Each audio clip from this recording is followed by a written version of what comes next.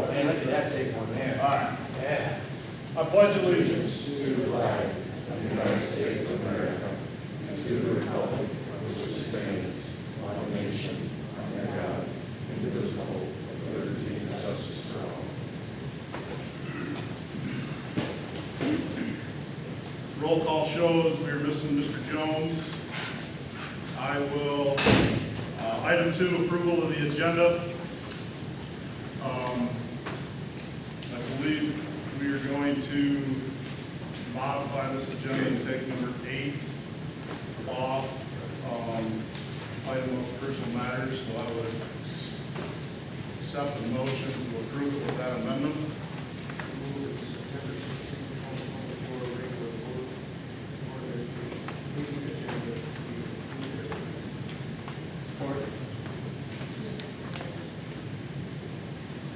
You want to do it as printed or as amended? Okay. I just want to make sure you're good. As amended, Mr. Nash? Support. Any discussion? Roll call vote, Mr. Schiffer? Yes. Yes. Yes. Yes. Yes, motion passes. Item 3, communications. I have no written correspondence, communication from OE personnel. I have none. I have no communications from the public. Item 4, consent agenda. I might just say, Josh, in regards to the consent agenda, D and E. This month, we're starting both months. You can see the payment of bills is July 2024, and the financial report, July 2024. So at the next board meeting, it will be the August and so forth like that. But at least they'll match up each time from now on. Entertain a motion.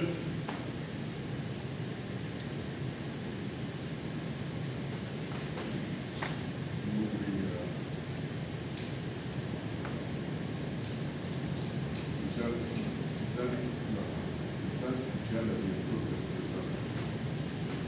Motion by Mr. Schiffer, Support. support by Ms. Woolley. Discussion. All those in favor? Aye. All those opposed? Motion passes. Number 5, Board of Education reports. We're going to start with some opening highlights. Mr. Tokar, Miss Felicia, It's volunteer to me, it's okay. he volunteered you. All right, so I'm reporting for K-5 because Michelle, Mrs. Hartman, is not available to attend. She's at her son's soccer game. She's also there with her 2 foreign exchange students, so she's very busy. So that is where she's at. I'm reporting K-5 then. So our school theme this year is Candyland, so it's really exciting. Everything is sweet. And then we have it K-5 across the board, so it's really fun. We started off a little rough before school got started. We had to fill a lot of positions really fast, but it ended up being great. We got them all filled, and everything's going really good with that. Our open houses went really well. We got to meet a lot of our students beforehand and see a lot of our families that either they're returning to us or we get to meet they're new. We are in the process of testing right now. PE night, PE night. We are complete, and we had our we call them data dives, our data days, where we go through each teacher, meet with them, and kind of show them where their students placed, and then how to help their students from there. And then Leonard is finishing up testing right now, and then they will be having those same days to meet each teacher.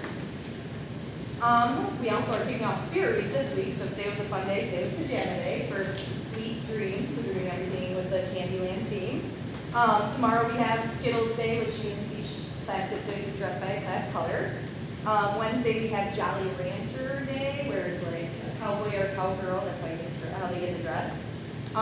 Thursday is Smarties Day, so they get to dress like a teacher. And then Friday is our Candyland Day, which is our big game day, which is just like Ovid-Elsie and cheer on our Marauders.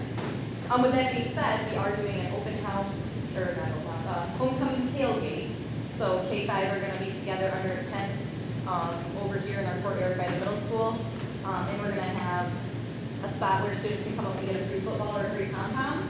And then they also get their ticket, so each student gets their ticket to the game to go watch the football game. So other than that, we're off to a good start. Any questions? been crazy busy yet.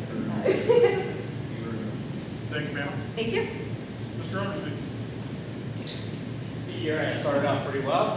We were able to, as you know, hire a seventh grade special ed, so now we are fully staffed and certified teachers, which is fantastic. Not everybody in the state of Michigan can say that, so we're happy that it's happening. We completed our first set of NWEA reading and math. The students take this 3 times throughout the year so that they can monitor their progress as the year progresses. Teachers are using it to, and the kids with their guidance, the kids are able to create individual ISL plans so that they can hit the specific areas within math, within reading that they are struggling with. So it's great that we have those resources for us. The middle school is also participating in data review days with CC RISA 3 times throughout the year. That helps us focus. We have a lot of data, but they give us extra data, and that helps us focus our professional development. It helps us focus our school initiatives for the year to make sure we are matching the kids' needs. The middle school is likewise participating in the Spirit Week this week with the high school and the elementary schools. Student council is in the middle of selecting their membership, and then the clubs that we have already started and up and running are student challenge, chess club has started, and then girls basketball and cross country have all mid-season. Any questions? Thank you, sir. Thank you. Mr. Dokar. These guys are way more prepared. They actually have more items for our flyers. You guys should kind of see what's going on. Again, it's got a little bit of information on the next page. You.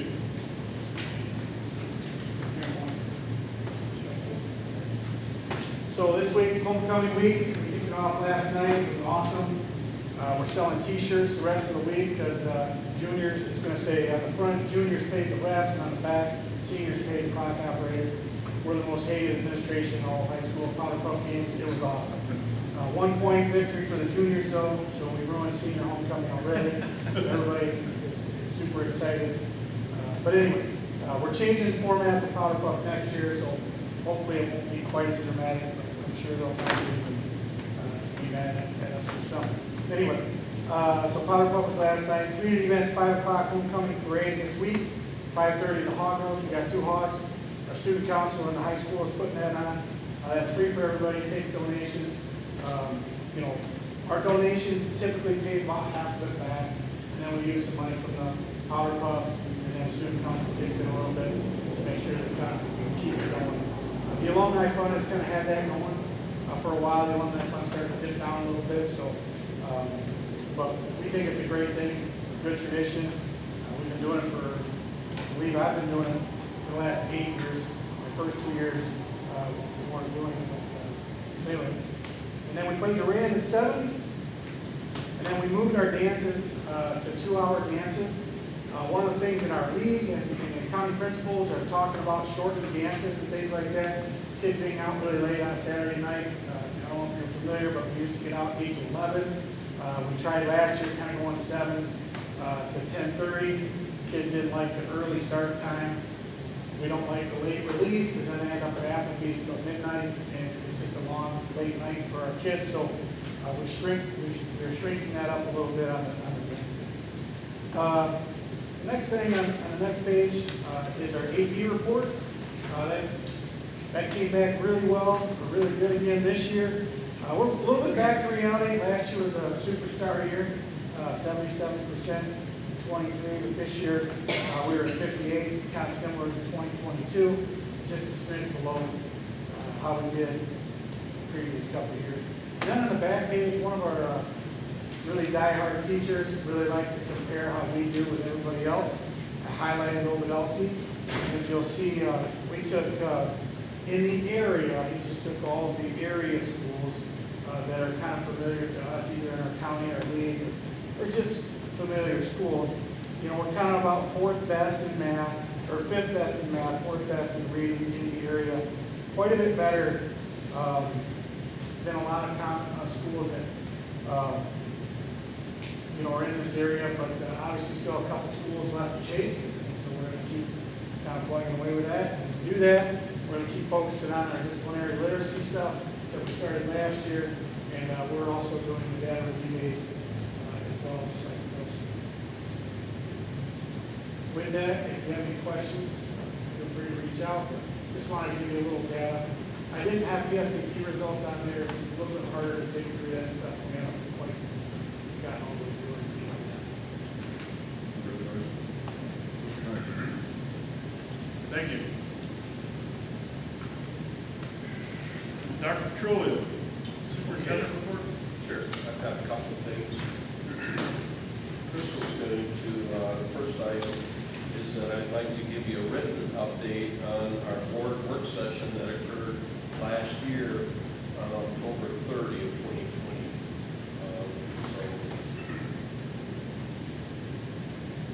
There were four categories. The first was the financial and district resources, and within that, the task included student projections. So I'm going to give you student projections compared to last year.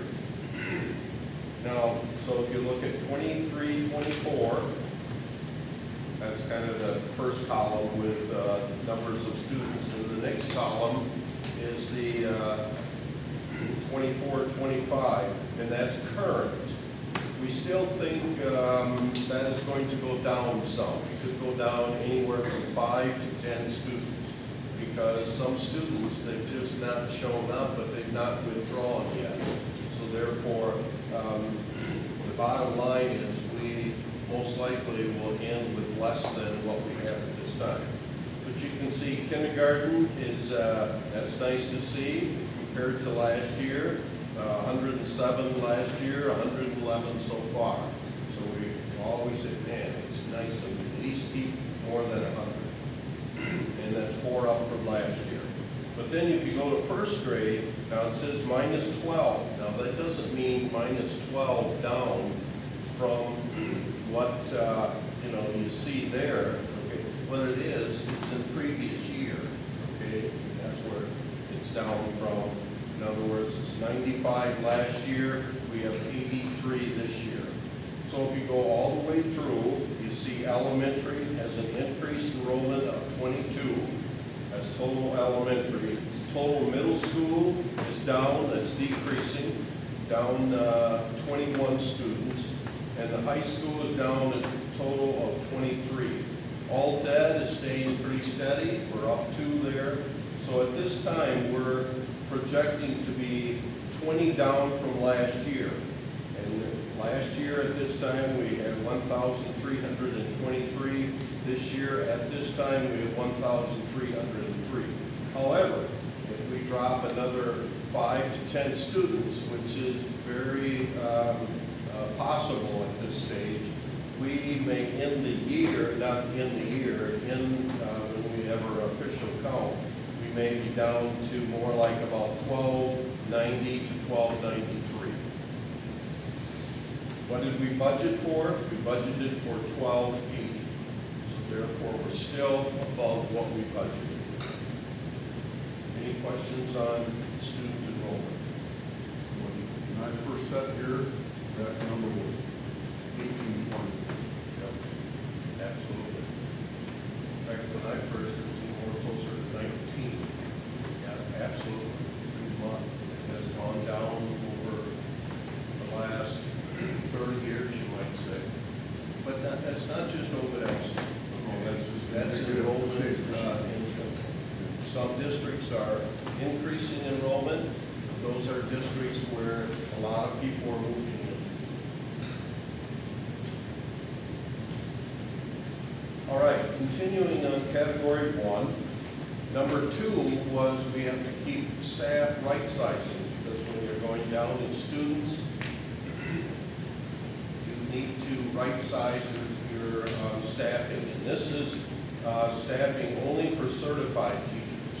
So if you look at elementary 23, 24, and so far for this year, when I say so far, it's going to stay unless we have something different. Okay?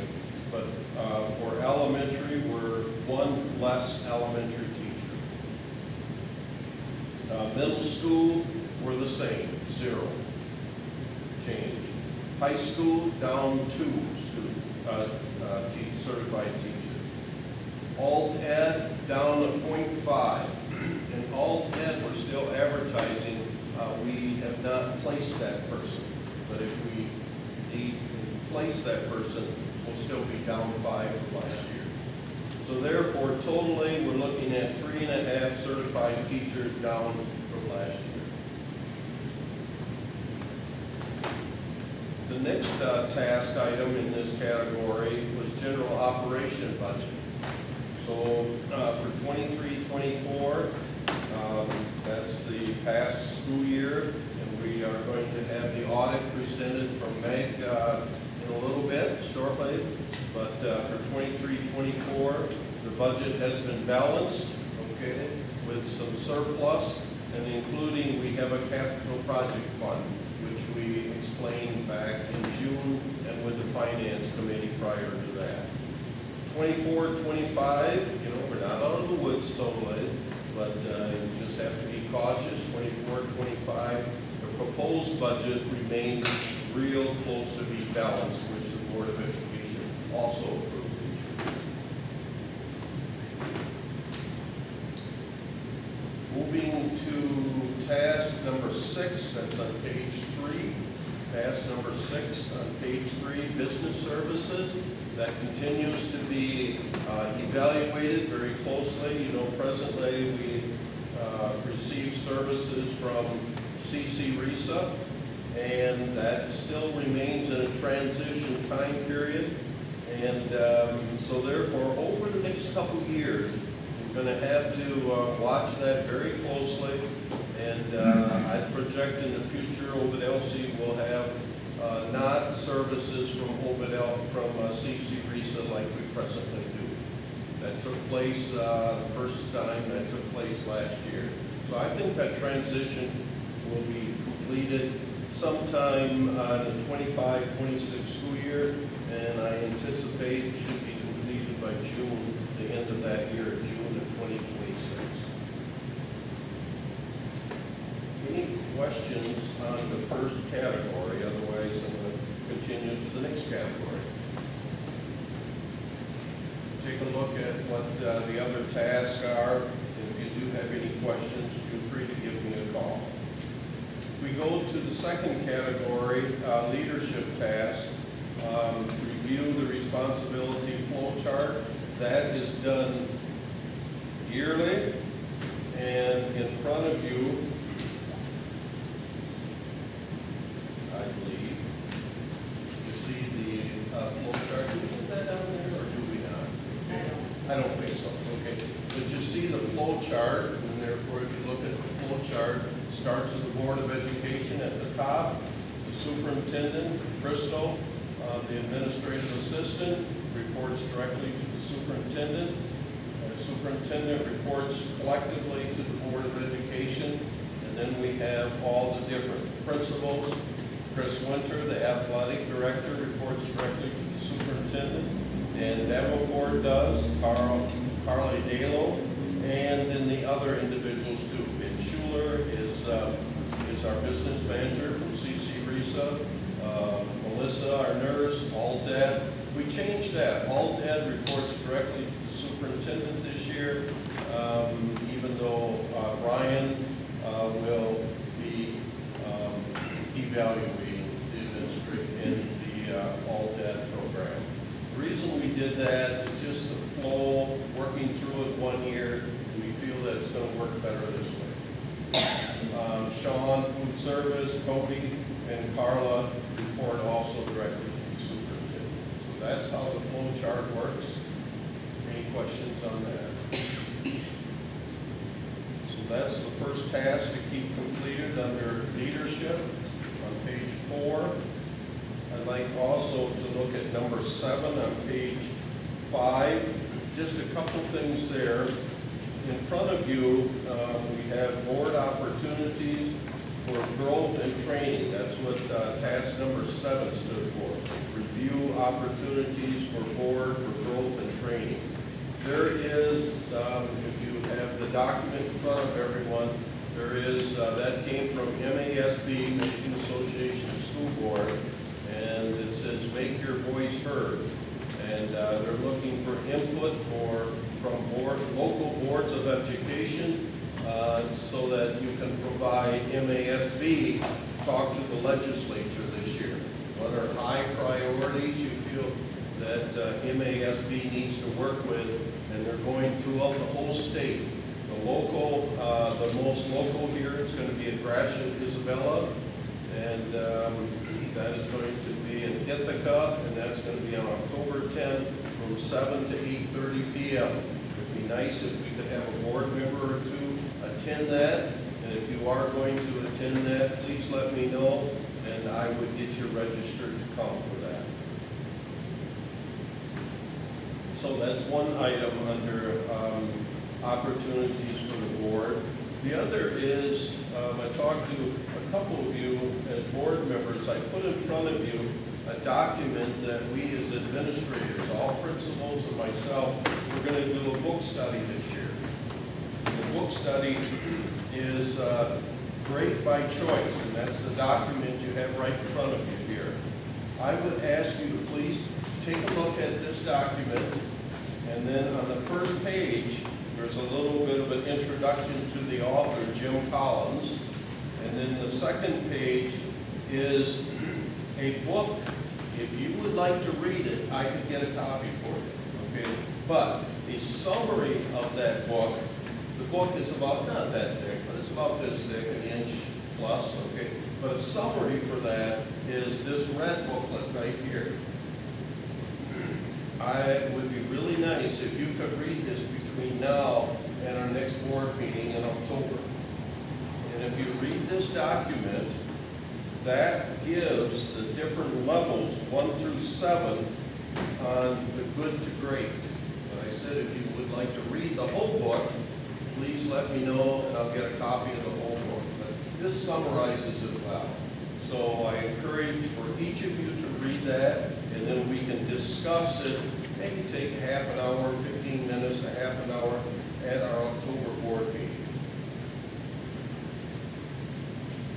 Then, if you feel challenged to continue with that, the next book that Jim Collins has written also, I will get you a copy of that, and this is the book right here. That's called Great by Choice. Excellent book, and this is the book that the administrators and myself are going to study throughout the year. And that is on this document that I handed for you about chapter 1, chapter 2, chapter 3, and we're going to take about one chapter a month.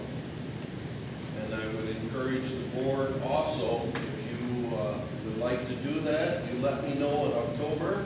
We'll first discuss this red booklet, and then we'll continue, and if you want to, we'll continue to read Great by Choice. It'll be the same book that the administrators and I are discussing this year. So there's just a couple opportunities.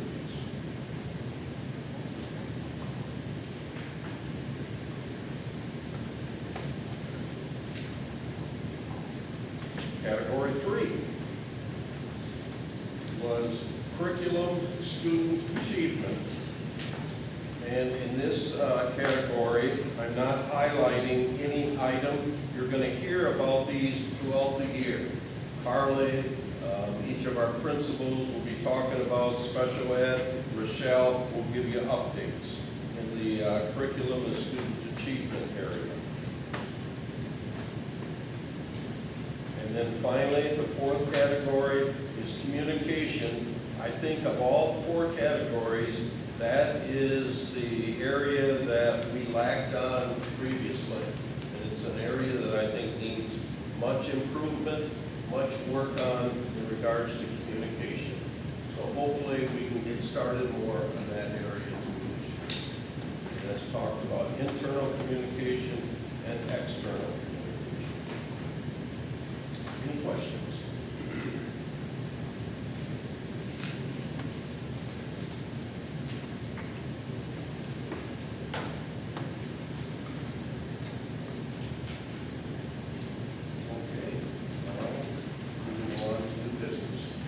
Okay. I have no old business. New business number 7, Ovid-Elsie Area Schools 23-24 financial audit. Do I have Meg here from Yo and Yo?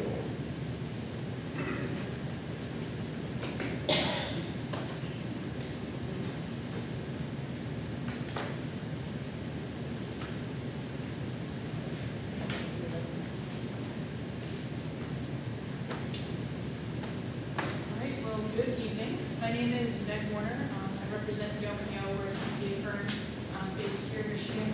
Just to give you a little bit of background, since it's our first year working with Ovid-Elsie. We are headquartered in Saginaw and have 9 offices across the state of Michigan. I'm based out of our Omaha office, so pretty close. And we're also the #1 auditor of K-12 school districts. Total number of audit. So happy to be here to present the audit results. If you have any questions as we go, feel free to interrupt me, but if not, we'll get started. So this first slide here, I always like to touch on an audit opinion and the purpose of an audit. It's a common misconception that the financial statement audit, the purpose is to find fraud. It's not. Our purpose is to look at the financial statements that management's prepared and then issue an opinion on those financial statements. So this year, you'll see we issued an unmodified opinion, which is the highest level of assurance possible. And in other words, it's a clean opinion. So no big news there. This slide here, we're looking specifically at your general fund and breaking down the revenues by category for the past 5 years. At the end of the year, total revenues were just under $20 million. You can see the biggest category of that is your state revenue sharing, which increased this year.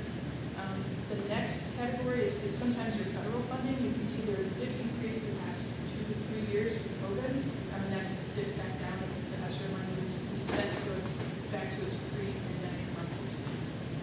And then the other 2 categories are your local revenue, which is primarily property taxes, and then all other. You can see kind of a dip down in the local revenue this year and a dip up in the all other. That was just a reclassification of the 3% PIPS funding, just to better categorize that in accordance with the state's term account. So in total, those revenues stayed about the same compared to your year. That's just a reclassification from one type of revenue to the other.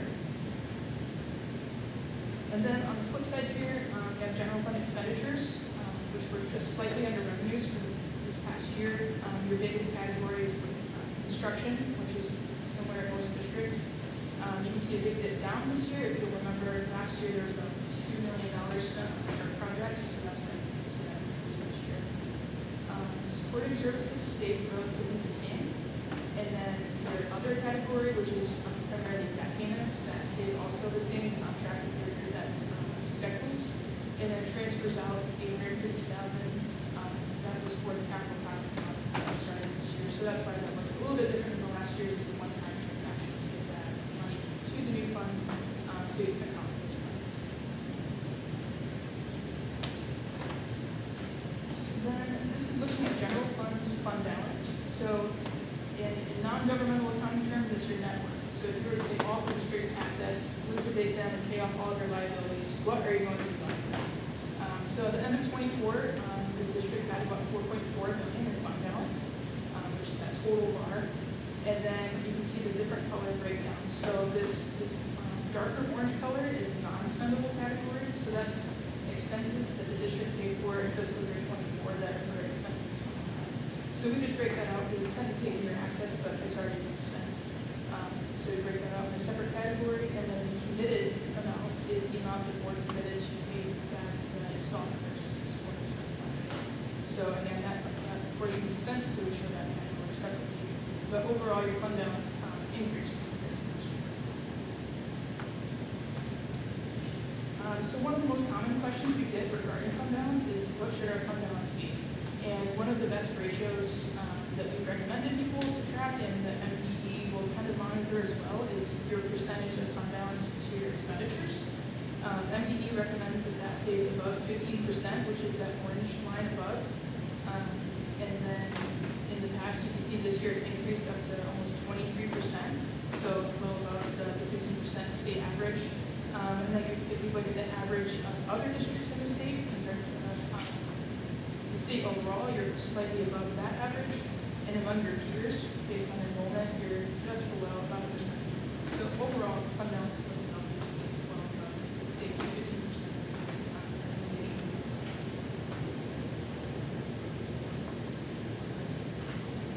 The superintendent touched a little bit on enrollment earlier, but this takes your general fund revenues and expenditures as a total of those that enrollment. So you can see as enrollment's trending down, revenues and expenses are starting to trend up. This year they trend back down a little bit. That is primarily related to those federal revenues that we talked about earlier, all that ESSER funding and year funding. As more revenue came in, you only have a certain amount of time to get it all spent before the state's going to request it back. So that's why expenditures increase as well to get that funding spent.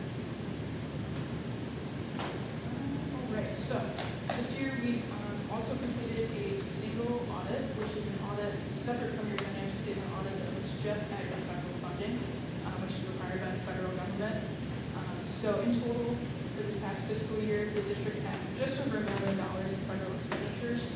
We tested the child nutrition cluster, which is a food service program, that made up about 70% of that total just over $1 million. And we issued an unmodified report. So in other words, a clean opinion. We also had no material weaknesses, no significant deficiencies, and no material non-compliance items. So that's a great testament to the management in place, and especially over child nutrition, that we had no findings in that area. And then lastly, this is zooming back out to the regular financial statement audit, just to talk more about our findings there. We had no material weaknesses, no significant deficiencies, and no material non-compliance, which is great. It's rare now that we see a district that doesn't have one of these types of findings. Just with all the different compliance rules that are required with school accounting, it's become exceedingly rare to have no findings in this. So you'll see after my presentation, I'll pass out the audit reports. They're also available in PDF as well, but we issue a governance letter that kind of covers some of our recommendations that we gave to management. So there will be paragraphs about these 3 comments in there as well, but I'll just touch on them briefly here. The first one is cash receipts. Currently, there's someone at the district who collects cash and checks, and they're also the person responsible for depositing those cash and checks. Primarily, for audit purposes, we'd like to see someone else involved in that process, just to have better segregation of duties. We didn't consider it to be a material finding since there's not a ton of money that comes in that way. It's primarily just like sharing larger amounts of computers. So I think this is something management was already aware of and was already working on process to correct, if not corrected already, but I just wanted to fix it now. The next comment we had was for written procedures over federal awards. So when you have any money coming from the federal government, they have a huge list of all these different policies that you need. Whether they apply or not, there's this huge policy book that we have in place. The district didn't have a formal policy procedure in place from there, but it was obvious that they were working on it. There was one in place, it's just in school districts, in different school districts name, and they're following all those procedures already. It's just not formally implemented, it's a work in progress. So that's just something we're recommending that is completed by next year, just to be in better compliance with federal requirements. And then lastly, the last comment we had was for net cash resources, which is talking about your food service fund. So this is a repeated comment from last year, but just to remind you, your food service fund kind of operates like a nonprofit. And MPE wants to make sure that you're not billing your students too much for your food service. Because if your fund balance is growing, that's an indicator that you're doing more expenditures. So this is a common comment that we see in most of our districts, because with all the federal money that's come in the last few years, there's been way more revenue in the food service fund, but not as much going on in expenses. So just something we're required to report because it exceeds the level that MPE has, but something that management has a plan in place to continue to spend that. So, lastly, I don't have a slide on it, but something I wanted to touch on. When you read the governance report, there's going to be a paragraph that talks about uncorrected misstatements. Which uncorrected misstatements are pretty much exactly what it sounds like, something that is wrong in this statement, but it wasn't correct. And the reason for that is we talked through them with management, and they are not material to the financial statements, so it's something that doesn't need to be corrected for us to be able to issue an opinion. The reason for those is a lot of times it's more work for us to go back and fix it. So one was related to prior year numbers, and one was related to there's an accounting standard called back in 1996 for software.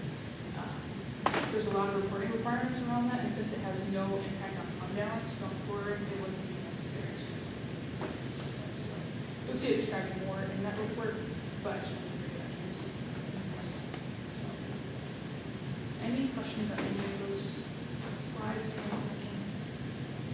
for everything else? If not, I just want to say thank you to the management team that we work with. Usually in first year audit, and when there's turnover in the business manager position, it's rare for us to not have findings. That's a huge accomplishment. There's a lot of different reporting requirements for schools. It's a tough job. And switching accounting softwares to this year, it's rare that you don't find something in the mix. So I just want to say that's a huge testament to the work that you're doing. So with that, I'm good. Do you have any questions? Thank you, ma'am. Thank you. Okay, you have the audit report itself, you can hand down to each board members.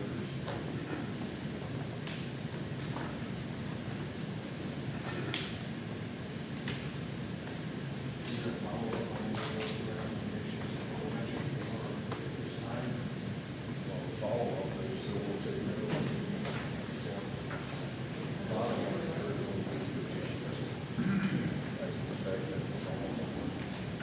Ways you pointed out that we had changed software programs and personnel, and despite all that, we have cleaned all help, so that's testament to you. It's not easy, because that's a whole lot of dots and Ts. Thank you.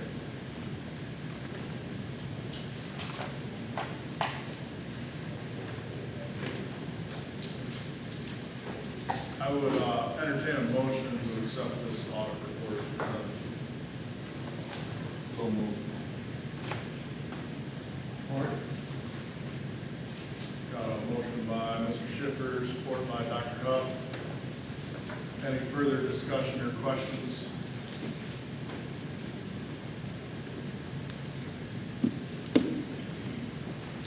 Roll call, we'll start with Mr. Nash. Yes. Yes. Yes. Yes. Yes. Yes, motion passes. Next item, contracts. We have two contracts in your board packet. The first one is for contract for WOES Operations Manager Kevin Summers. Entertain a motion to accept that contract. Board of Education approved contract for this operations manager, Kevin Summers. Motion by Mr. Nash, supported by Dr. Huff. Any comments or questions? I just comment, it's amazing that we have a radio station, we've had it for quite a while. In large part, that's due to Kevin Summers' work, he's been at it for a long time, but also the administration for maintaining that. And I don't want to take it for granted. It's a great program. Any other comments, questions? Mr. Schiffer, roll call vote? Yes. Yes. Yes. Yes. Yes, motion passes. Second contract is for special ed teacher in middle school. Board of Education said contract for the grade as a special education teacher in the school grade September 30th. Motion by Mr. Nash, supported by Ms. Thompson. Discussion? I'm glad that we were able to fill that position. I agree. Mr. Schiffer? Yes. Yes. Yes. Yes. Yes, motion passes. Next item, MMNet merit renewal. Dr. True, you want to explain what that is for us? Sure. IMNet has provided internet service for Ovid-Elsie and 9 other school districts since the mid to early 90s. Locally, you see, Clinton County would be Ovid-Elsie, St. John's, DeWitt, and Clinton County Risa. And then most of the other ones are Gratiot, Isabella. The internet fiber that was put in the mid to late, right around the mid-90s, okay, has extra fiber there that can be used for other things, okay? So therefore, as a result, the Board of Education, we're asking to approve this right here, the IRU. And it is to approve that we as a board for IMNET are allowed to use that extra fiber. It is paid for by the individual company. We've had it evaluated. I'm just one of 10 members on the board, namely Ovid-Elsie, okay? So by the Board of Education and each of our 10 owners of IMNET, we own 1/10 of that fiber. And by approving this, will allow that one strand to be utilized. So that's really what it Is there any revenue? is. Pardon me? Any revenue? Revenue? Oh, yes. Yeah, we don't let it out.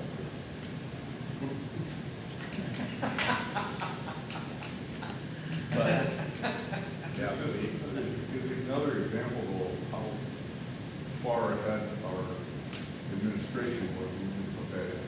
Because it wasn't a big deal then, but man, it has become so for kids in the school. yeah, discussion started already, Mike, on that, I'd say about 1993. And as I said, we all signed up about 94, 95. Ovid-Elsie was one of about maybe 6 original ones. And then St. John's agreed, Ovid agreed. And even other school districts within Clinton County, PW, Fowler, they utilize it too, but they're not an original member. It's just, they can use it, just like Mary said, it's a revenue. The answer is yes. They also use some strands of it. But yeah, way back in the 92 and 93 when we started talking internet. Very far-sighted, it's a good move, I'll say that. Yeah, and the man that really instigated that, he was a superintendent of Gratiot Isabella, his name was Mr. Doug Sass. Wonderful man. We got a few of us together. This is what we do.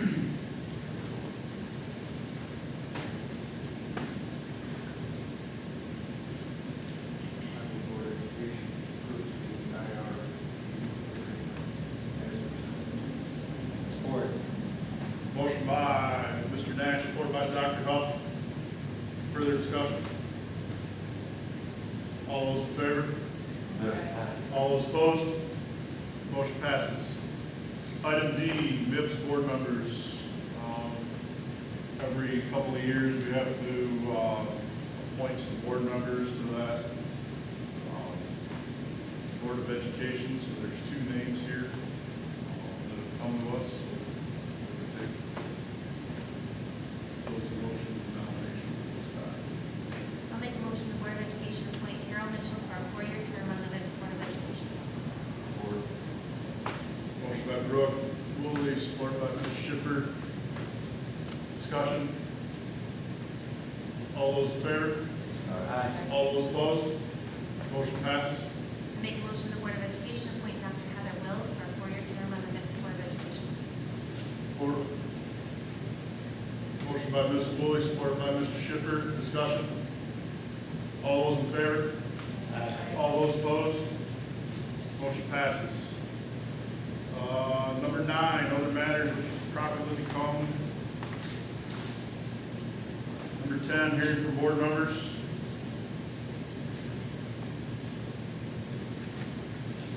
Make a motion to adjourn. Motion by Dr. Huff, supported by Mr. Nash. All those in favor? Aye. Motion passes. Thank you, folks. Appreciate your time.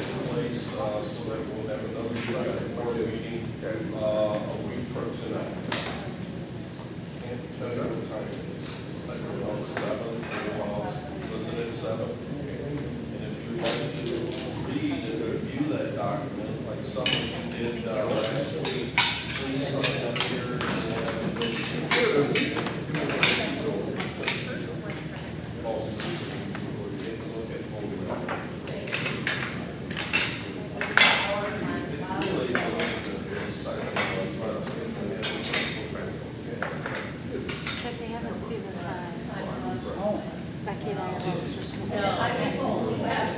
a week from tonight, yes, the special board meeting. There's three.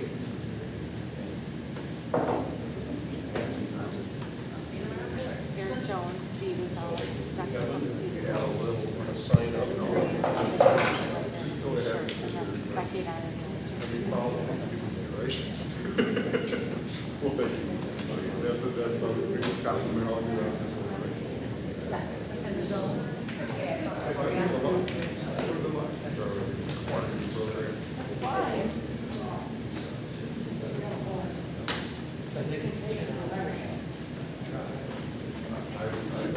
I know that's what happened. Thank you, yes, I know you.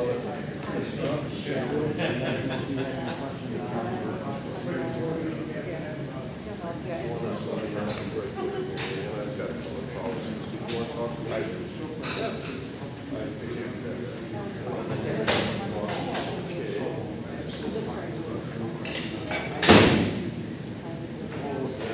No, taking the water. Our teacher meeting tomorrow. Morning. I've heard the recall. I don't have any questions.